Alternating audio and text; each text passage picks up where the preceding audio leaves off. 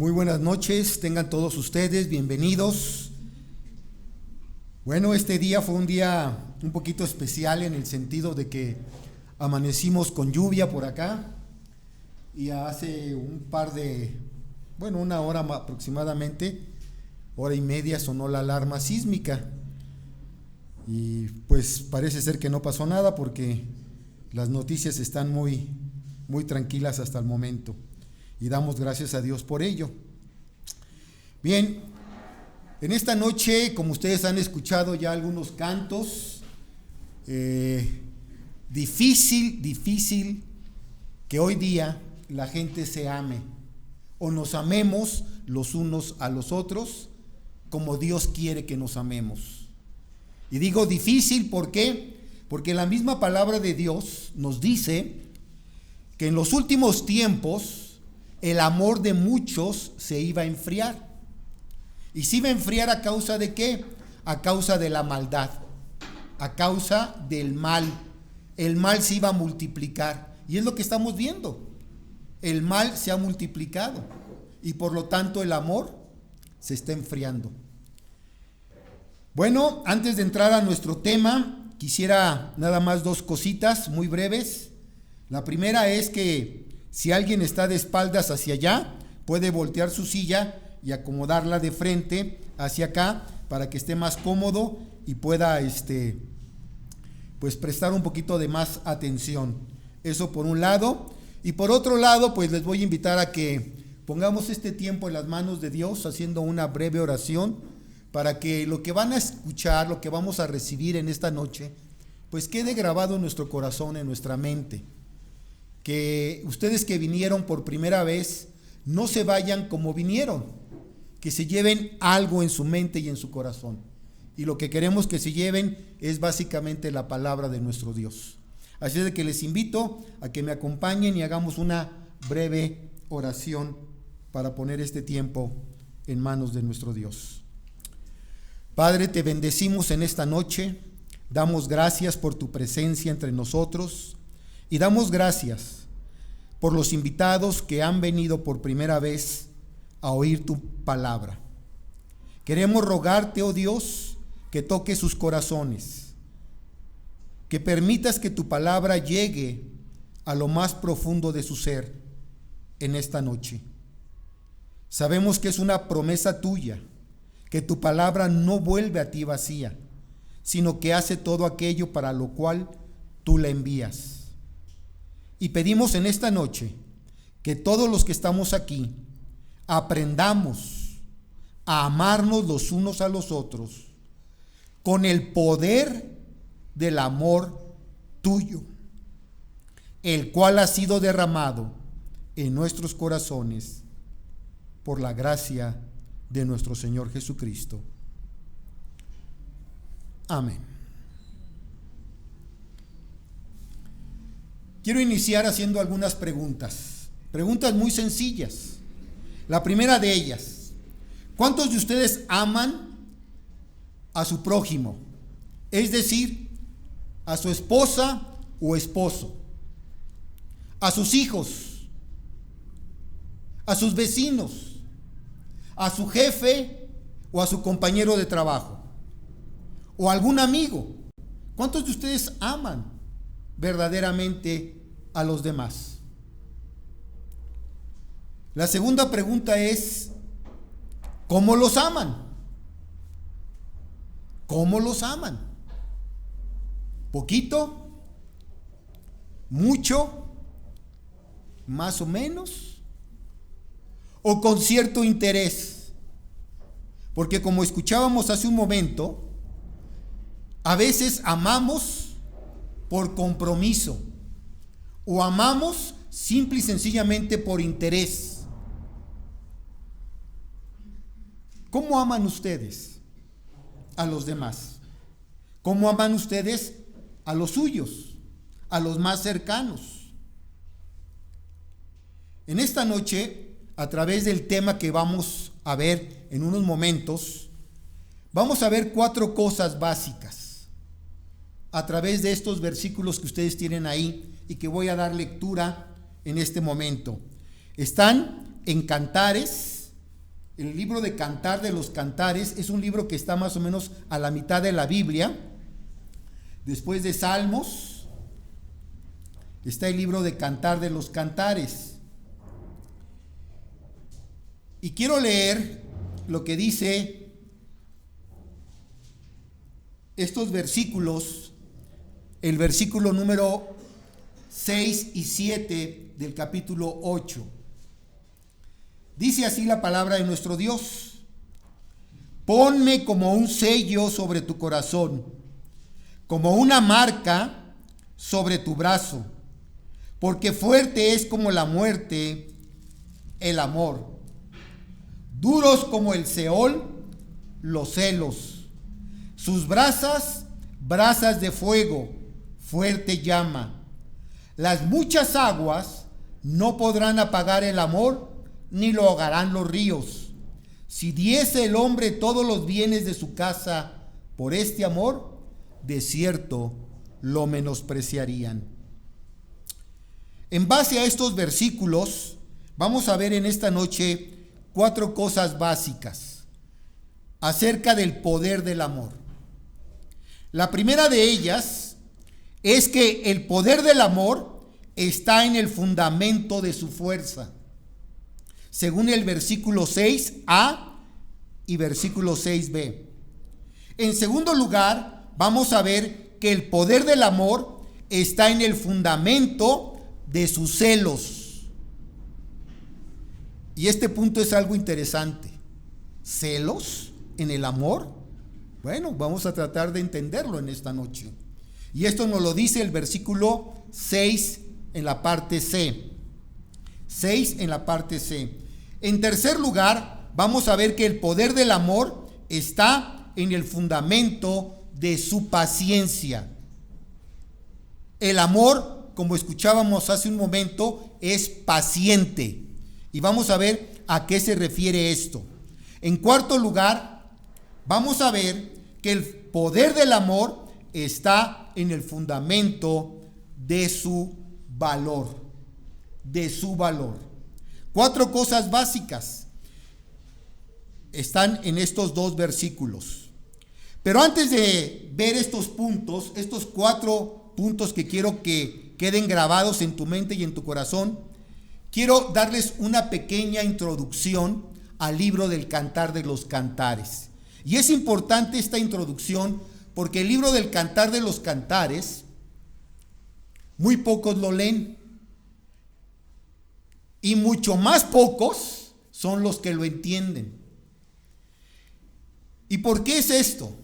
Simple y sencillamente porque mucha gente no concibe que haya en la Biblia un libro que hable de cuestiones sexuales o eróticas, por decirle así.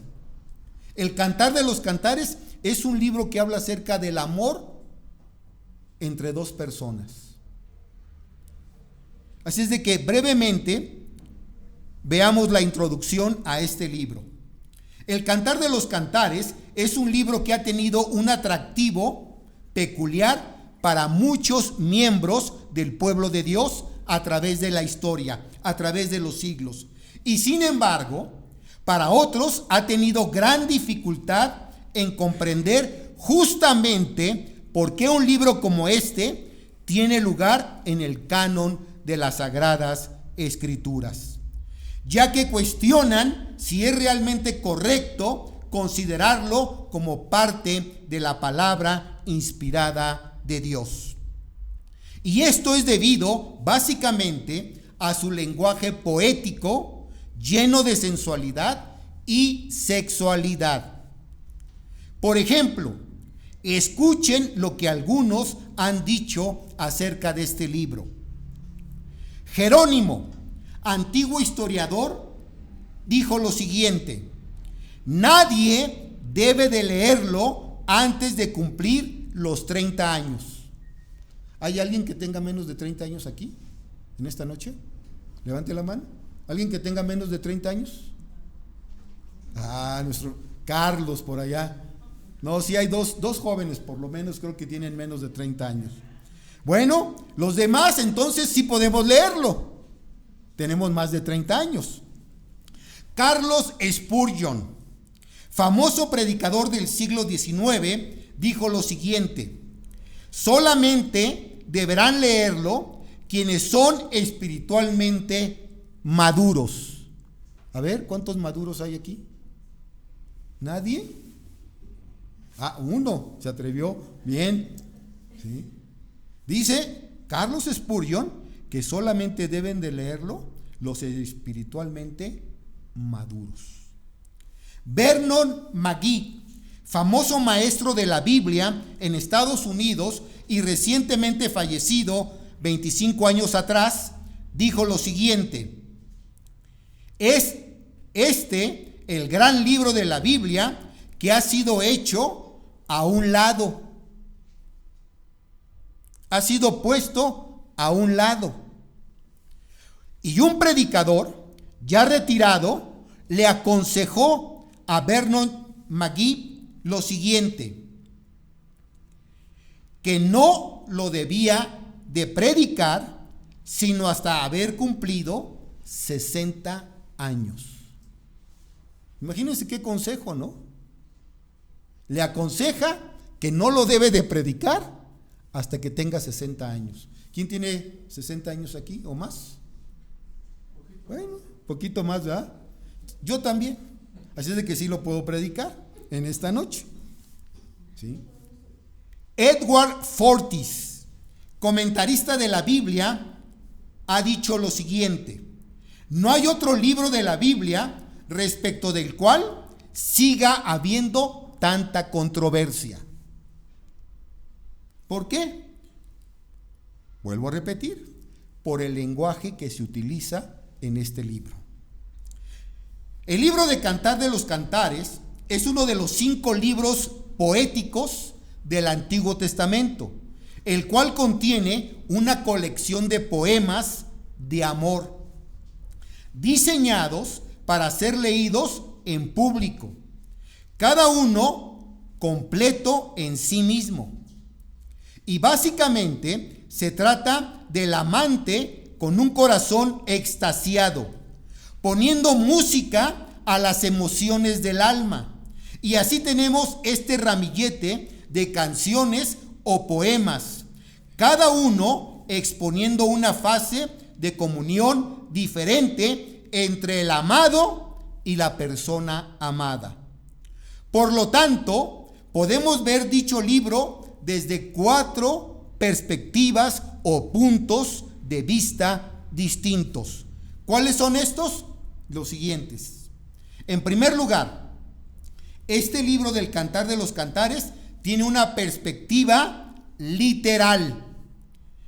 Esta nos muestra básicamente la glorificación del amor en el matrimonio, es decir, entre un hombre y una mujer.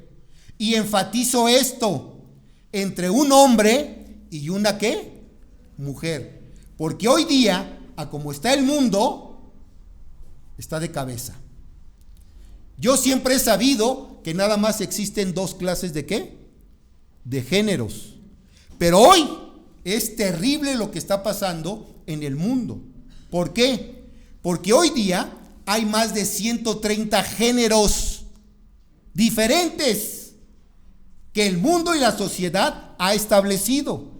Cuando la palabra de Dios, la Biblia, y sobre todo a través de este libro del Cantar de los Cantares, vemos que nada más hay 2 géneros: varón y hembra, hombre y mujer. No hay más. Aquí específicamente vemos en la perspectiva literal el amor entre el rey Salomón y la pastora o doncella sulamita, según lo podemos ver en el libro del Cantar de los Cantares, en el capítulo 6, versículo número 13, que dice lo siguiente: vuélvete, vuélvete, oh sulamita, vuélvete, vuélvete y te miraremos. ¿Qué veremos en la sulamita? Algo como la reunión de 2 campamentos. Dicha mujer es una doncella desconocida de Sumen.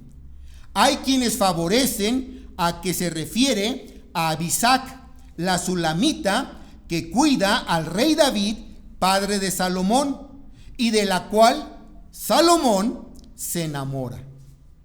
Y esto lo pueden ustedes ver o consultar en la Biblia, en Primera de Reyes, capítulo número 1, versículos del 1 al 4.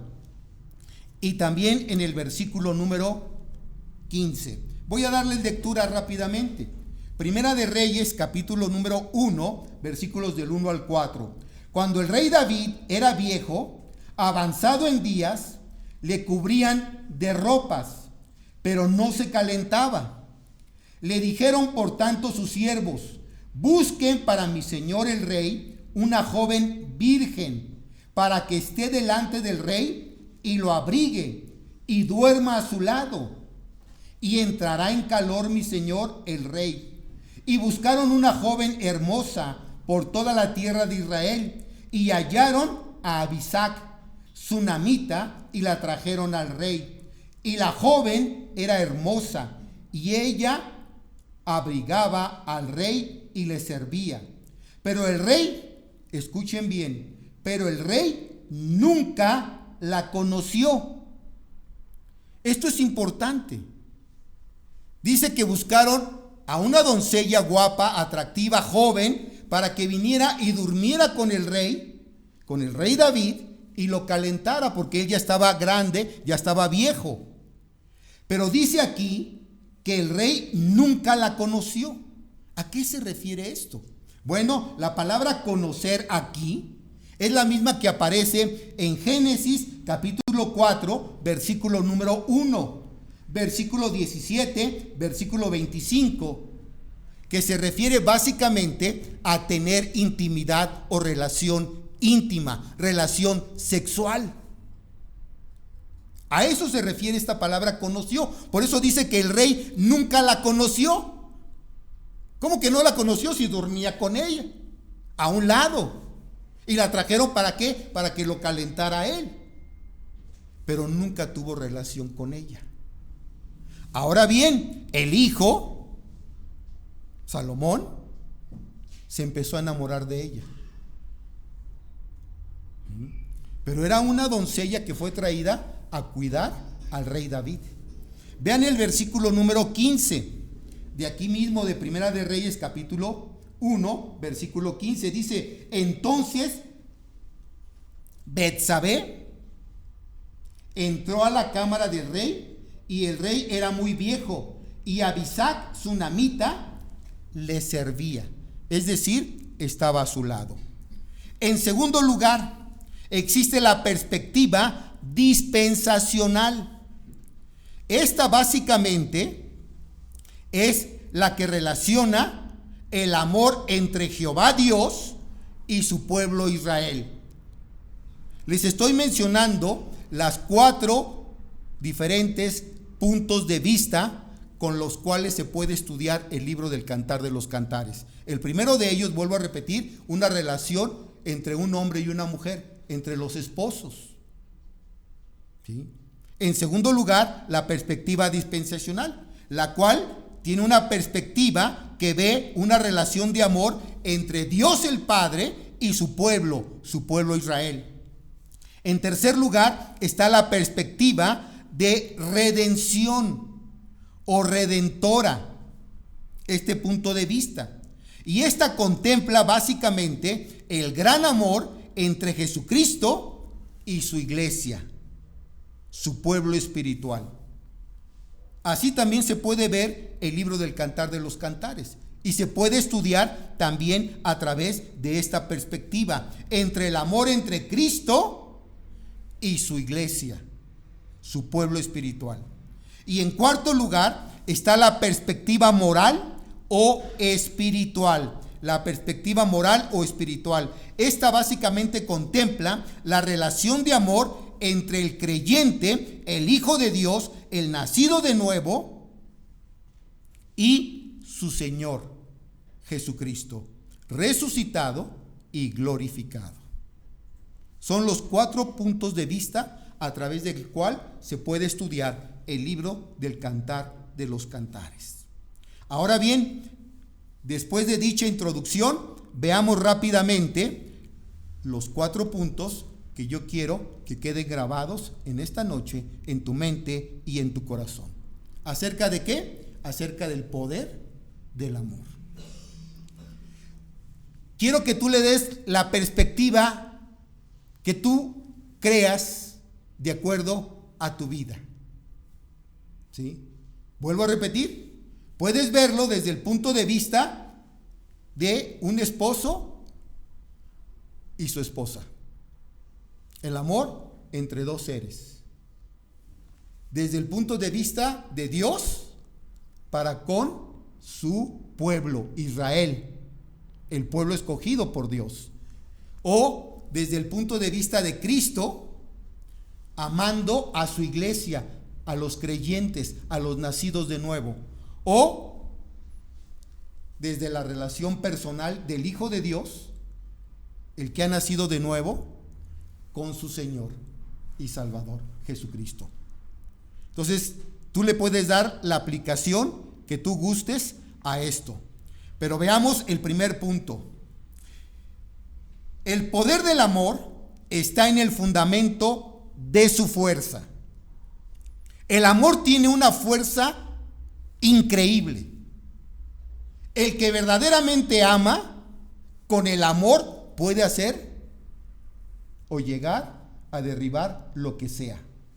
Vean lo que dice nuevamente el versículo 6a y versículo 6b. Dice ahí: ponme como un sello sobre tu corazón, como una marca sobre tu brazo, porque fuerte es como la muerte el amor. Porque fuerte es como la muerte el amor. El amor de nuestro Señor por su iglesia ha sido tan tremendamente fuerte que ha quedado grabado o esculpido como una marca tanto en su corazón como en su propio cuerpo. Cuando Jesucristo murió en la cruz del Calvario hace 2000 años atrás, quedaron las marcas del amor por ti y por mí. ¿En dónde quedaron? ¿En dónde quedaron las marcas esculpidas? En sus manos, le perforaron las manos, y en sus pies, que se los horadaron. Entonces ahí están las marcas. Fíjate qué amor tan grande tuvo Él, que te amó hasta la muerte.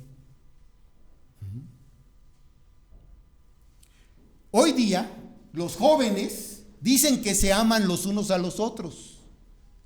Y se aman y se lo demuestran, según ellos, ahora grabándose el nombre de ella o de él en sus brazos, aquí en su corazón, en la espalda. ¿Sí o no? Esa es la forma en que los jóvenes se demuestran amor, tatuándose el nombre de él o de ella, esculpiéndoselo. ¿En dónde? En su piel. Otros llevan piercings, ya sea en su oreja, en la nariz, aquí en el labio, qué sé yo. Y es la forma en que se demuestran, según ellos, el amor el uno al otro. Bueno, Jesucristo no se tatuó el nombre tuyo, por decirlo así, en su piel. Él lleva las marcas del amor que tuvo por ti y por mí, en sus manos, en sus pies, la corona.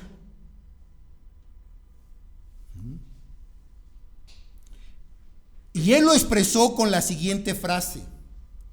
En Efesios capítulo 5, versículo 25b, Jesucristo dijo lo siguiente: Cristo amó a la iglesia y se entregó a sí mismo por ella.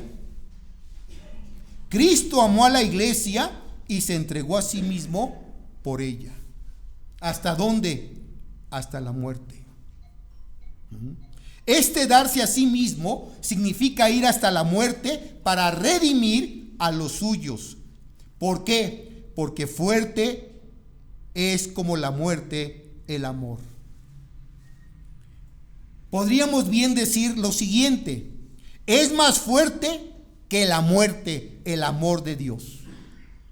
Es más fuerte el amor de Cristo por los suyos, más fuerte aún que la muerte. Debido a que la muerte, mis hermanos y amigos que nos acompañan en esta noche, no pudo ni siquiera apagar su amor por los suyos. No pudo. Por ejemplo, ¿alguna vez ustedes le dijeron a su esposa o a su esposo, le dijeron, te amaré hasta la muerte, o hasta que la muerte nos separe? Hicieron votos de amor el uno por el otro. Te amaré hasta la muerte o hasta que la muerte nos separe.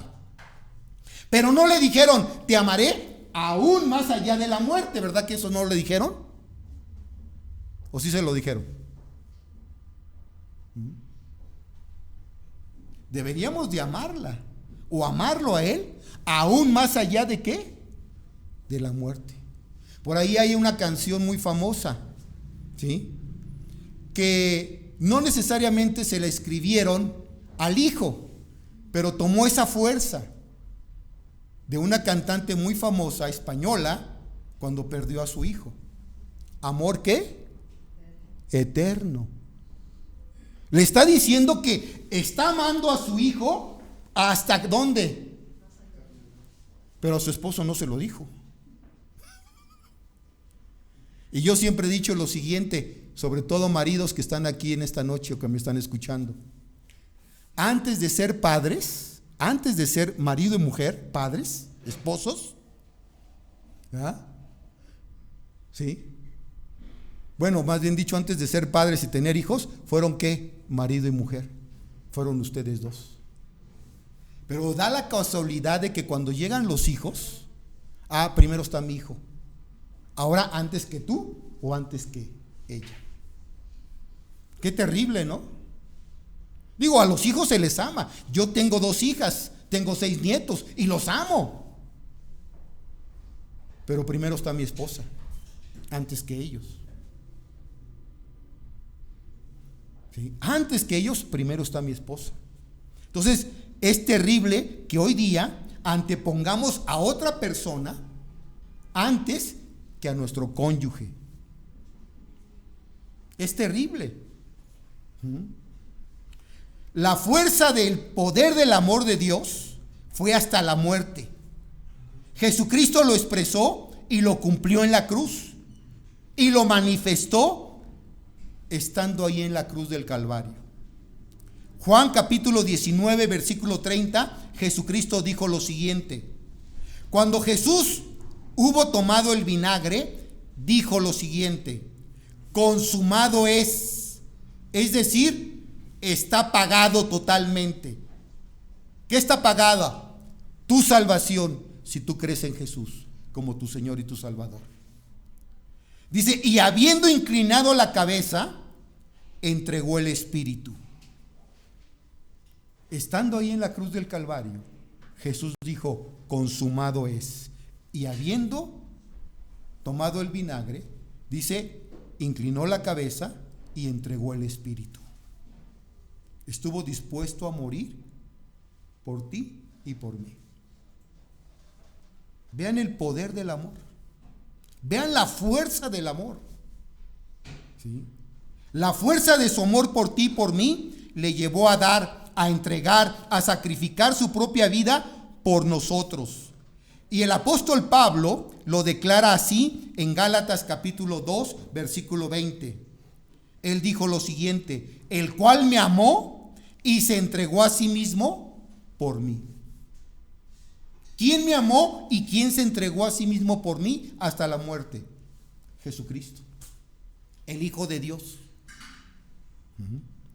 Pregunto entonces, ¿has llegado a amar así a tu cónyuge, a tu esposa, a tu hijo, a tu hermano, a tu prójimo? ¿Algunos de ustedes se han entregado a ellos hasta la muerte? ¿Hay alguien que se haya entregado a los demás hasta la muerte?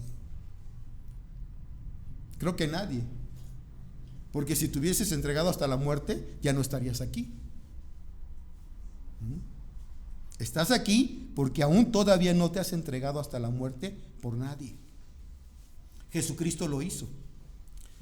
En Efesios capítulo 5, versículo 25, dice lo siguiente, y esto es para los esposos o para los maridos. Dice: maridos, amad a vuestras mujeres, es decir, a tu esposa, a tu cónyuge, así como Cristo amó a la iglesia y se entregó a sí mismo por ella.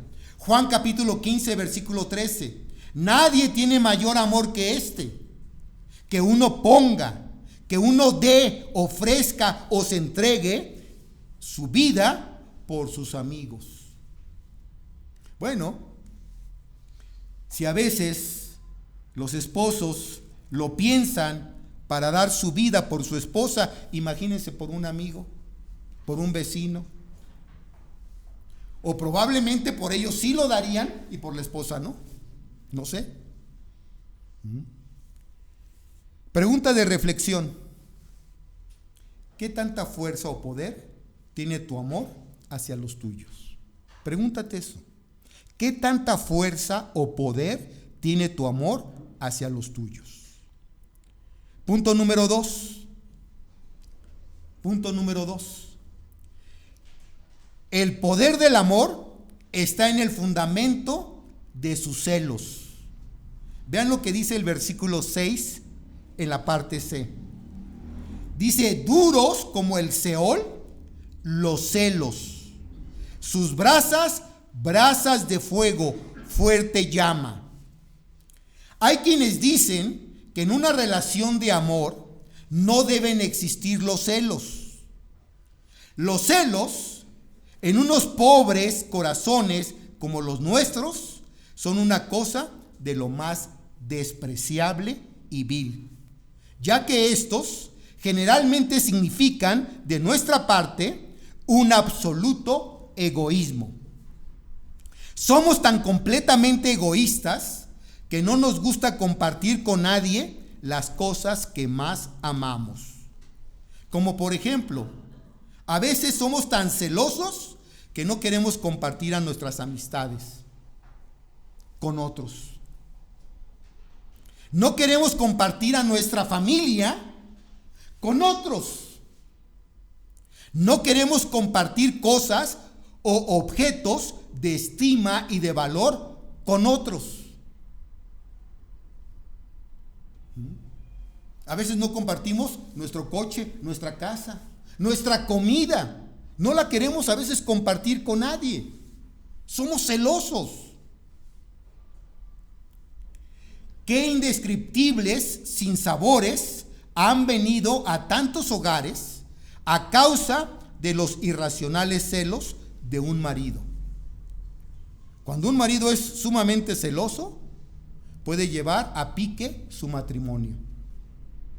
O una esposa, si se convierte en una celosa de su esposo, puede esos celos destruir su matrimonio, porque están fundamentados a veces sobre el egoísmo. A veces los celos destruyen, en su gran mayoría. Pero hay otra clase de celos. Hay unos celos santos, puros, divinos. Y es por eso que dice aquí, duros como el Seol. Es decir, el Seol es la tumba, el lugar de los muertos, el lugar de la sepultura. El Seol se refiere a la tumba, a donde van a descansar los que ya murieron.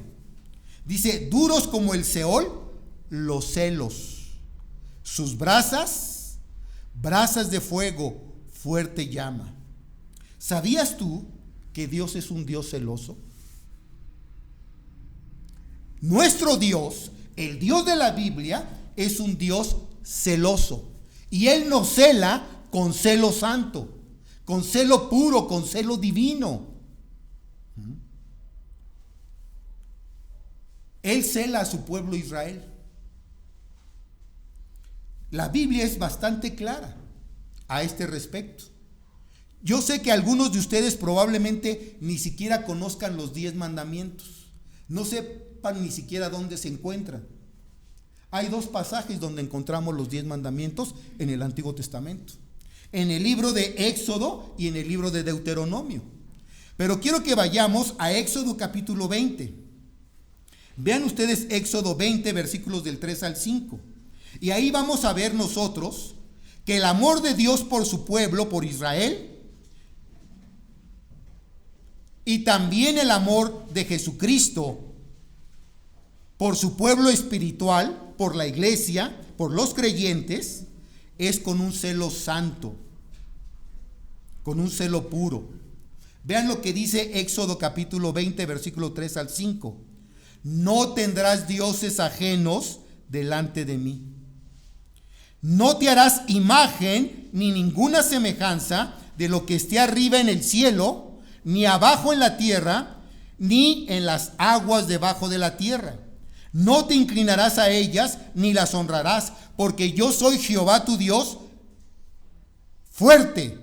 Ya vimos, Dios es un Dios poderoso, fuerte, y su amor es también fuerte, que ni siquiera la propia muerte pudo apagar ese amor.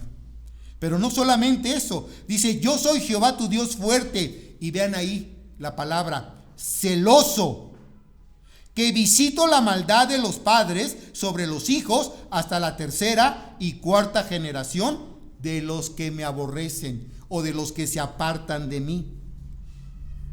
Dios es un Dios celoso, ¿sí? Pero es un celo santo, puro. ¿Qué es lo que está diciendo en pocas palabras aquí estos versículos?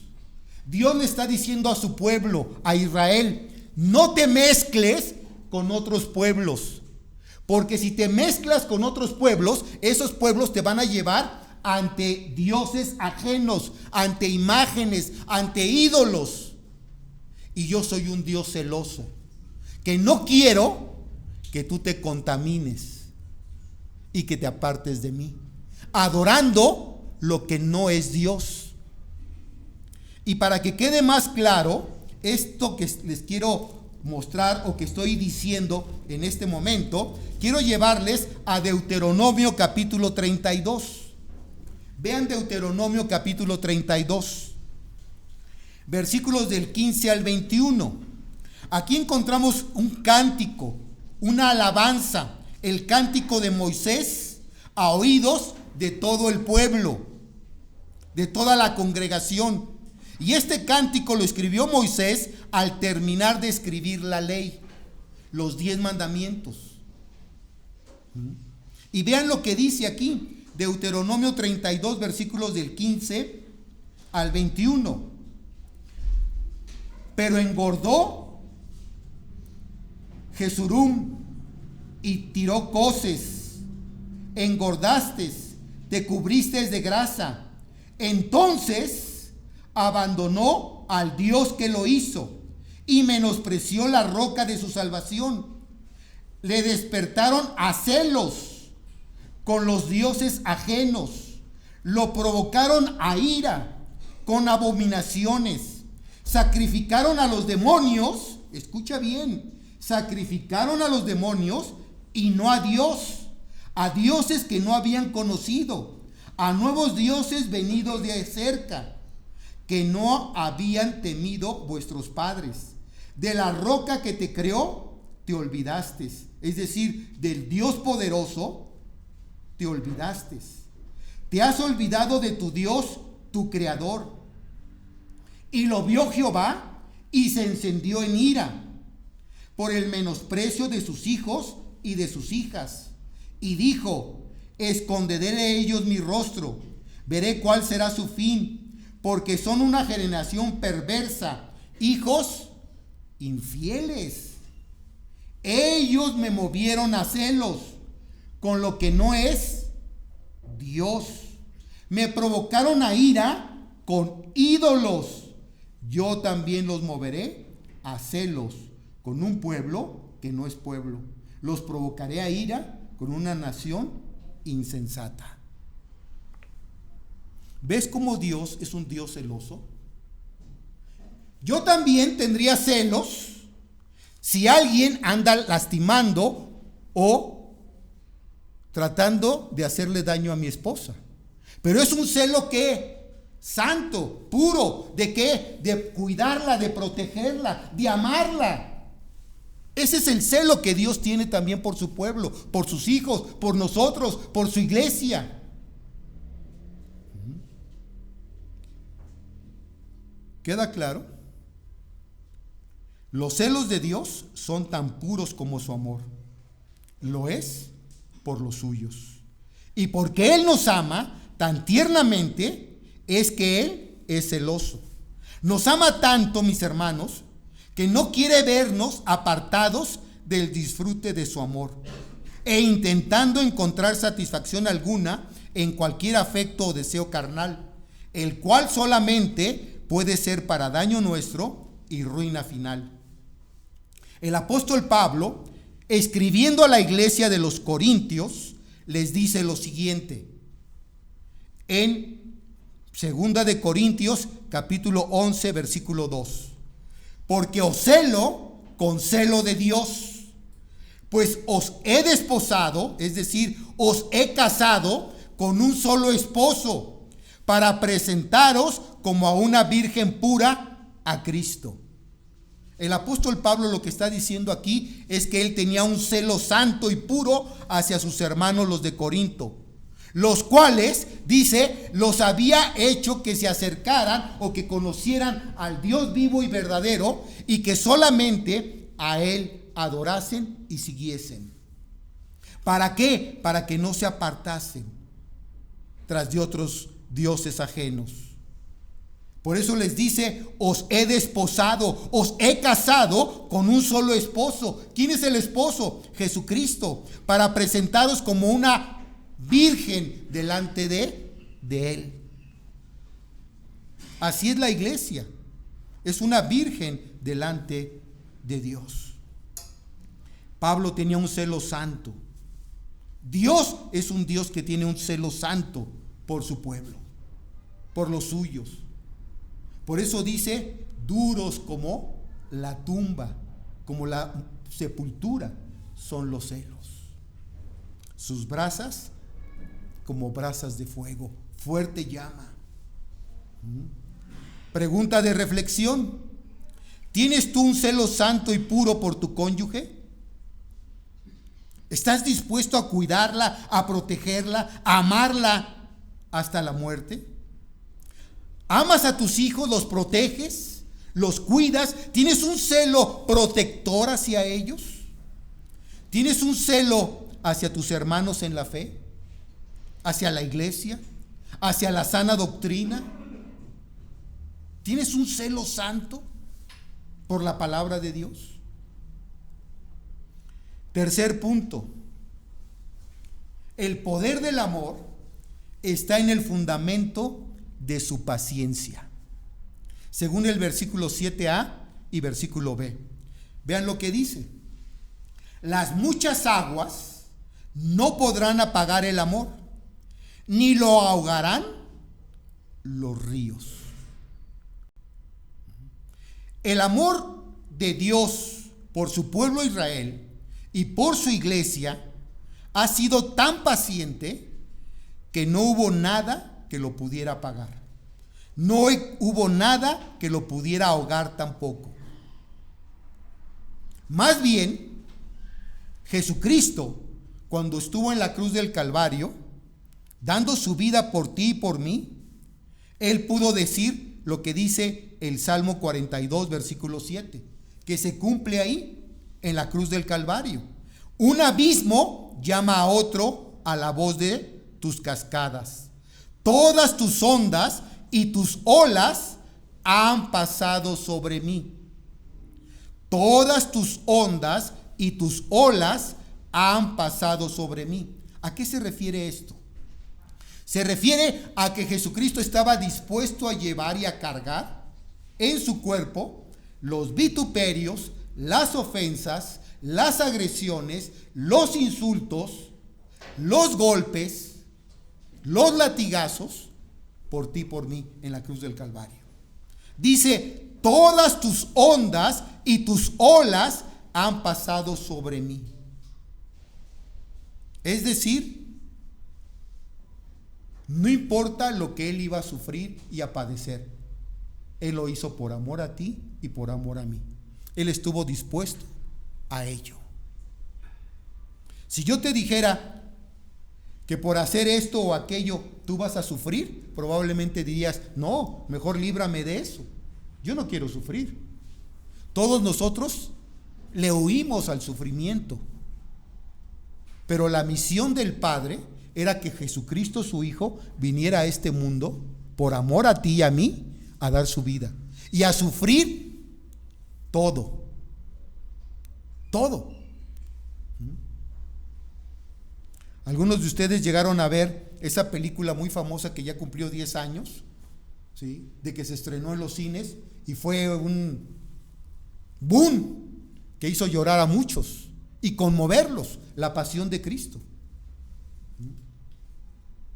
Peliculón.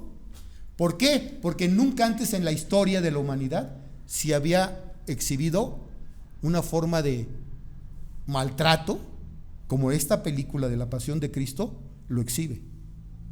Y mucha gente salió conmovida, salió llorando. Jesucristo estuvo dispuesto a sufrir. Por eso dice las muchas aguas. ¿A qué se refiere con las muchas aguas?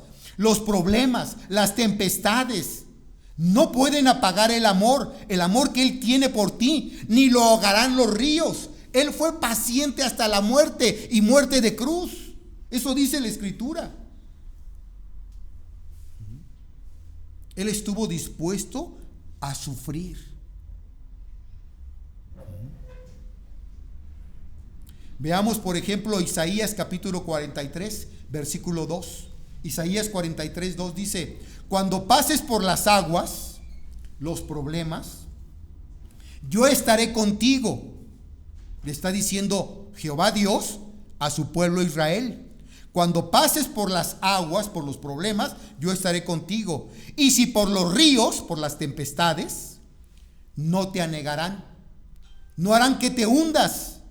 Cuando pases por fuego, por el sufrimiento, no te quemarás, ni las llamas, el dolor, arderá en ti. Es una promesa que Dios le está dando a su pueblo Israel. Cuando pases por la tempestad, por esto o por aquello, yo voy a estar siempre a tu lado. Y no voy a permitir que eso te destruya o te acabe. Vean lo que dice el Salmo 23, versículo 4, el Salmo del pastor. Salmo 23, versículo 4. Aunque ande en valle de sombra de muerte, no temeré mal alguno. ¿Por qué? Porque tú estarás conmigo. Tu vara y tu cayado me infundirán ¿qué? Aliento. ¿Qué promesa de seguridad y de certeza nos está dando Dios aquí? Es una promesa de certeza y de seguridad de que Dios estaría con nosotros. No importa por dónde andemos, Él va a estar siempre con nosotros. La pregunta es, ¿estás tú con Él o estás en contra de Él? Porque hay muchos que están en contra de Dios y no están con Él. Pero es una promesa y Dios está prometiendo, ¿sabes qué? No importa, van a venir problemas, van a venir tempestades, va a venir mal a tu vida, pero ten la certeza de que Dios está ahí. Vean segunda de Pedro capítulo 3 versículo 9, segunda de Pedro 3, 9. El Señor dice ahí, no retarda su promesa, según algunos la tienen por tardanza. ¿A qué promesa se está refiriendo aquí? Bueno, hay que leer el contexto, pero el contexto nos habla de ¿qué? De su segunda venida, de que Él viene por los suyos, viene por su iglesia, ¿sí? Y dice, el Señor no retarda su promesa, según algunos la tienen por tardanza, sino que es ¿qué? Paciente, ¿para con quién? Para con nosotros, no queriendo que ninguno perezca, sino que todos procedan al arrepentimiento. Yo no sé si algunos de ustedes conozcan algo acerca de la profecía bíblica o de los tiempos finales, pero la Biblia nos habla de esto. Y hoy más que nunca, estamos tan cerca de los acontecimientos finales que están registrados en la palabra de Dios como profecía bíblica. En pocas palabras, estamos tan cerca, pero tan cerca de la segunda venida de Jesucristo a este mundo. Antes de que Él venga a este mundo, en su segunda venida visible, va a suceder un acontecimiento que va a sacudir al mundo entero. Y lo va a sacudir. ¿Por qué? Porque pudiera ser hoy, pudiera ser ahorita, en este momento. No lo sabemos. La Biblia no marca fecha, ni día, ni hora. El arrebatamiento de la iglesia.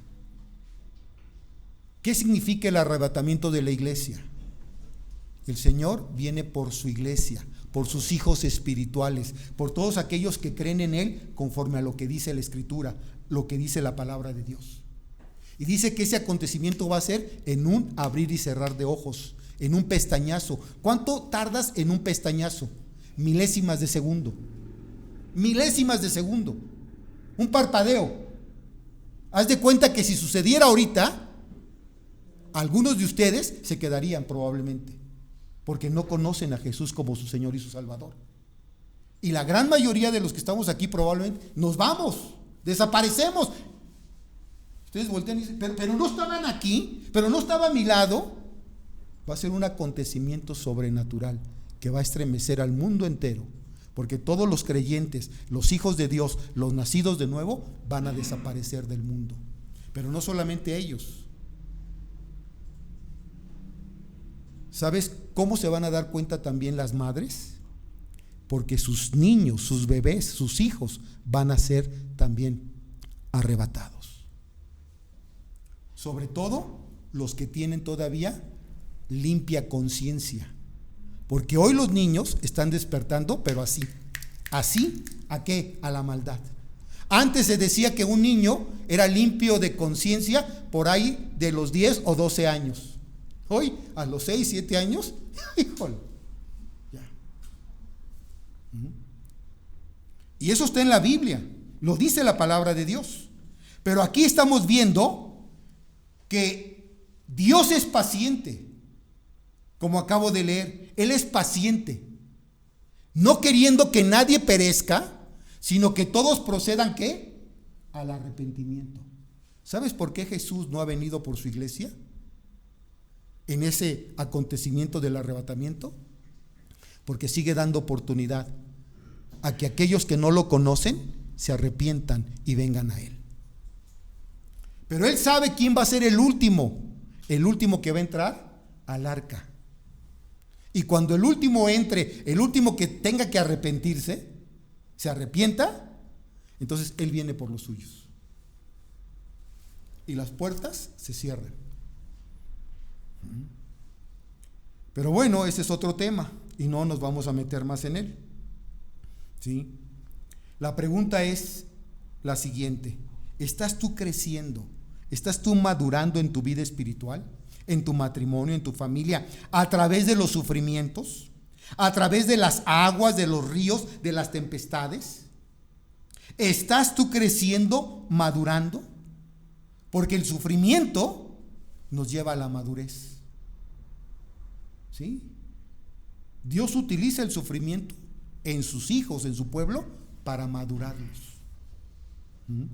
¿Has permitido que los problemas, que las tempestades ahoguen o apaguen o hundan tu matrimonio? ¿Que ahoguen tu familia, a los tuyos? ¿Estás dejando que los problemas te derrumben?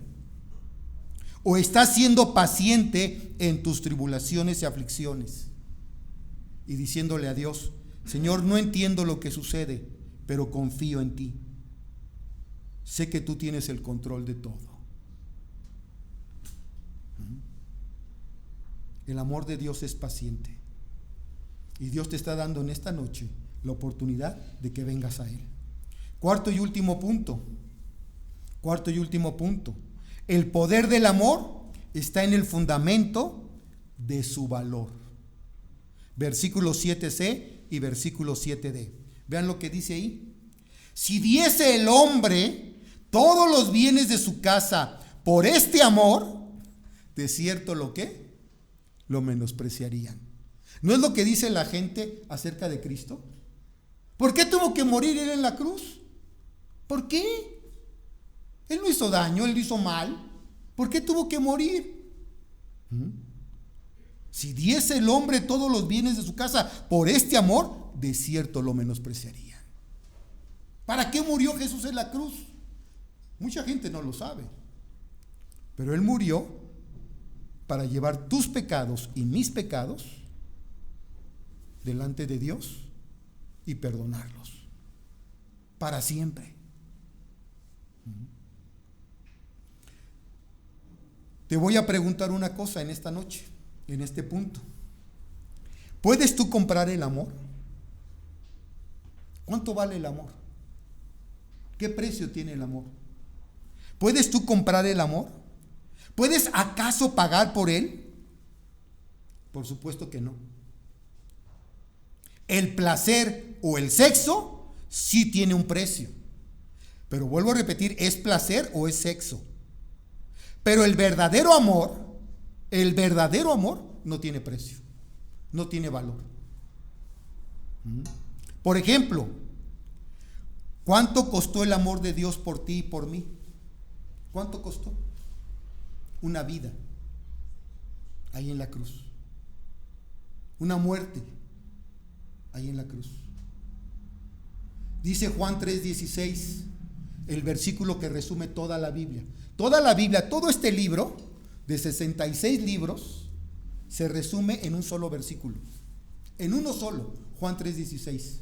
Porque de tal manera amó Dios al mundo, en este caso, porque de tal manera amó Dios a Vicente, que dio a su hijo unigénito, a su hijo único. No tenía opción Dios, no tenía ahí para escoger. ¿A quién mando? ¿A Pedrito, a Juanito, a Mario, a Arturito? No. Dice, a su unigénito hijo, único. Porque de tal manera amó Dios a Vicente que dio a su único hijo. Para que Vicente, si cree en él, en el hijo, no se pierda, mas tenga vida eterna. Ese es el regalo de Dios. Ese es el mayor regalo de Dios. Y la prueba más grande ¿de qué? De amor. Es la prueba más grande de amor. Y lo hizo por ti y lo hizo por mí.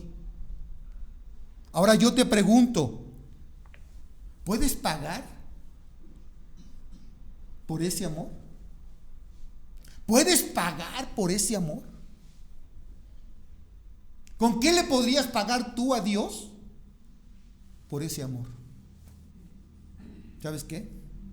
No podemos con nada pagarle. No tenemos con nada el poderle pagar.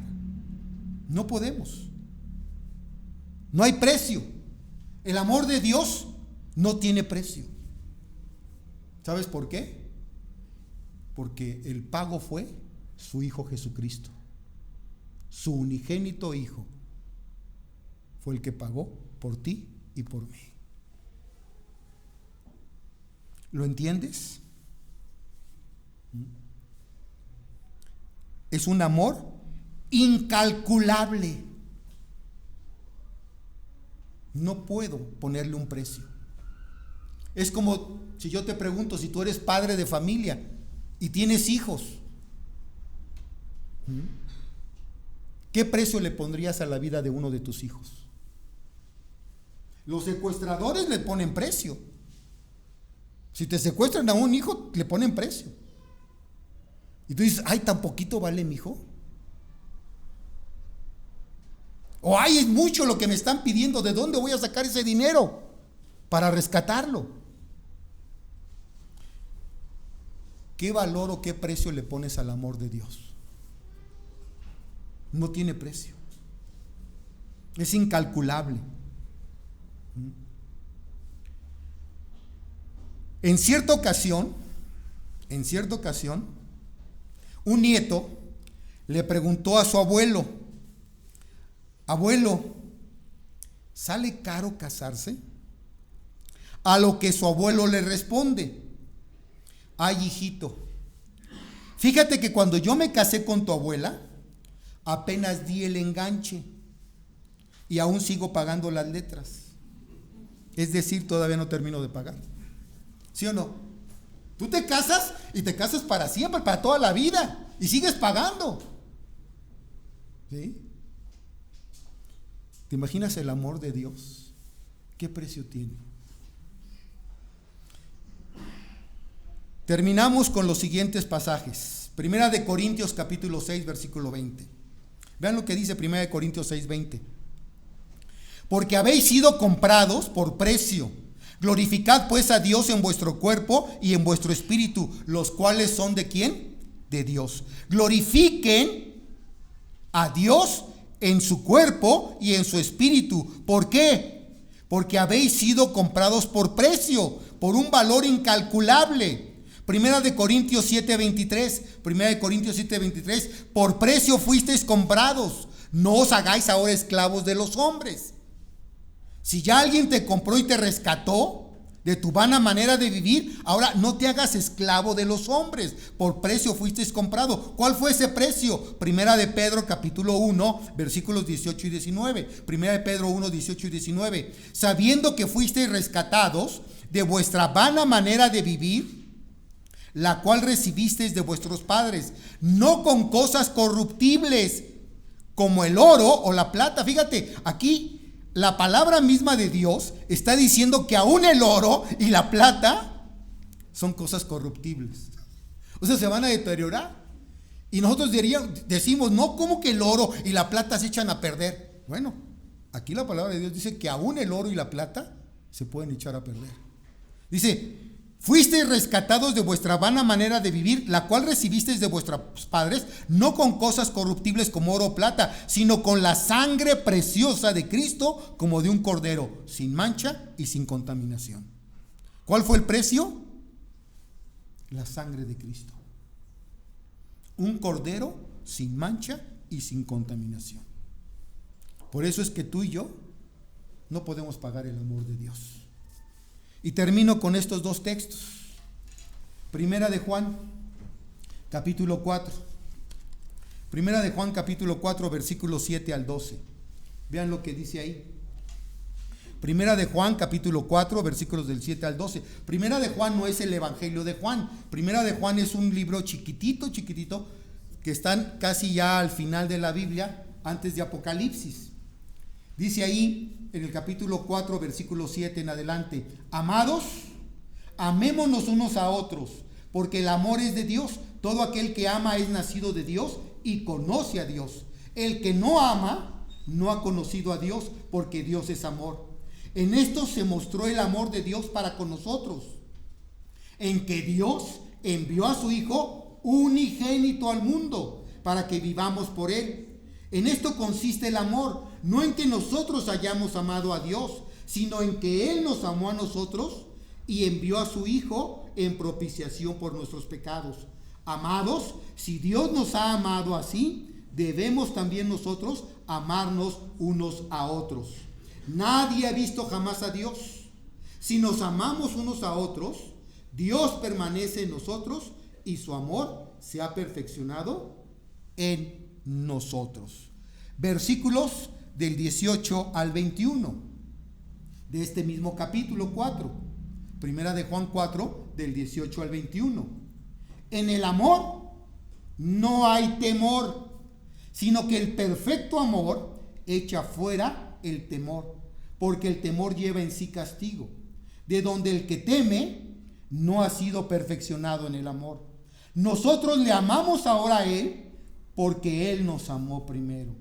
Si alguno dice, yo amo a Dios, y aborrece a su hermano, es mentiroso. Pues el que no ama a su hermano, a quien ha visto, ¿cómo puede entonces amar a Dios a quien no ha visto? Y nosotros tenemos este mandamiento de Él: el que ama a Dios, ame también a su hermano. O dicho en otras palabras, a su prójimo. ¿Cuántos de ustedes en esta noche pueden terminar diciendo: las muchas aguas no podrán apagar el amor? El amor por mi Dios, es decir, los muchos problemas que yo pueda tener en la vida, los muchos sufrimientos por los cuales yo pueda atravesar, no pueden apagar mi amor por Dios, mi amor por mi iglesia, mi amor por mis hermanos en la fe, mi amor por mi esposa, mi amor por mis hijos, mi amor por mi prójimo. Nada puede apagar, ni lo ahogarán los ríos. Si diese el hombre todos los bienes de su casa, por este amor, de cierto lo menospreciarían. 4 cosas, 4 puntos. El poder del amor está, en primer lugar, ¿en dónde? A ver, ¿en dónde? Dijimos, en la fuerza, en el poder del amor. ¿Sí? Segundo, en los celos puros, celos santos. Tercero, en la paciencia. Dios es paciente, te está dando la oportunidad de que te pongas a cuentas con Él, de que vengas y lo conozcas. Ten paciencia en los problemas. Los problemas no duran para siempre. Y en cuarto lugar, el poder del amor está en el valor. No tiene precio. No tiene precio. Vamos a inclinar nuestro rostro y vamos a orar. Padre, en esta noche estamos delante de tu presencia. Hemos escuchado el poder del amor. Y muchos de nosotros probablemente pensamos o hemos llegado a pensar que amamos a nuestra esposa o a nuestro esposo o a nuestra familia, a nuestros hijos, con esa fuerza y con ese poder. Pero hoy nos hemos dado cuenta que probablemente no es así. Y no es así porque probablemente no te conocemos. No conocemos tu amor tan grande hacia nosotros. Pero en esta noche nos hemos dado cuenta que te necesitamos para que verdaderamente amemos como tú quieres que amemos, así como tú nos amaste hasta la muerte.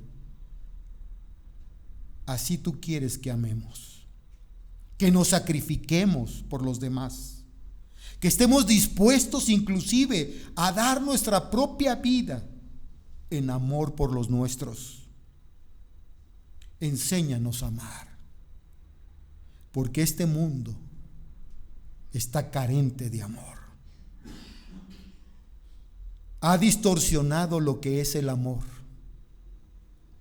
Y hoy se ha caído en un amor erótico, sexual, pasional, pero no en un amor ágape, en un amor sacrificial, en un amor incondicional. Esa clase de amor es el tuyo. Tú no pusiste condición para que nos acerquemos a ti. Tú lo diste todo, lo entregaste todo. Y así quieres que amemos a los nuestros. Enséñanos a amar a este mundo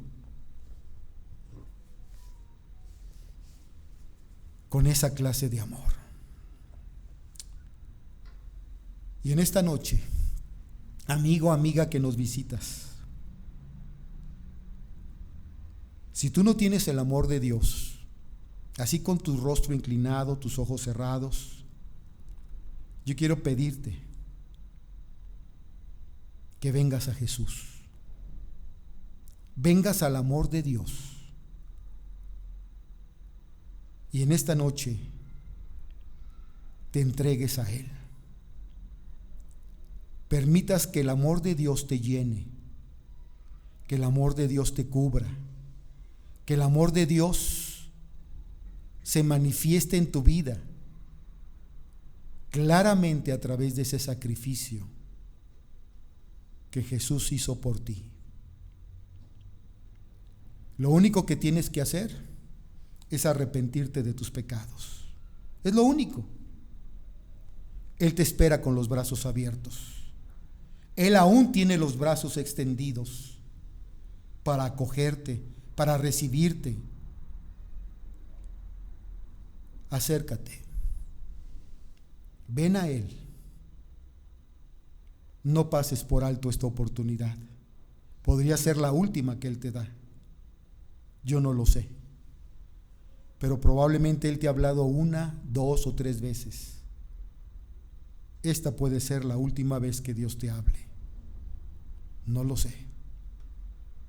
Ven a Jesús y entrégale tu vida. Pídele perdón por tus pecados y ábrele la puerta de tu corazón.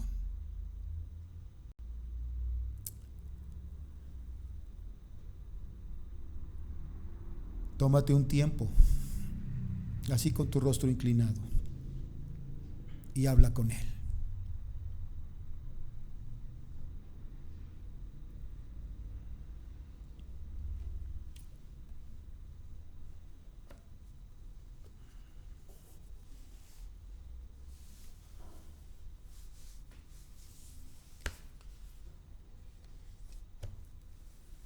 Padre, gracias. Si hay alguna persona en esta noche que ha abierto la puerta de su corazón, te doy las gracias. Porque ahora viene para conocerte a ti, al único Dios verdadero y a Jesucristo al cual tú has enviado. Gracias, Señor, porque tu palabra es viva y es eficaz. Gracias, Señor. Te alabo en el nombre de Jesús. Amén.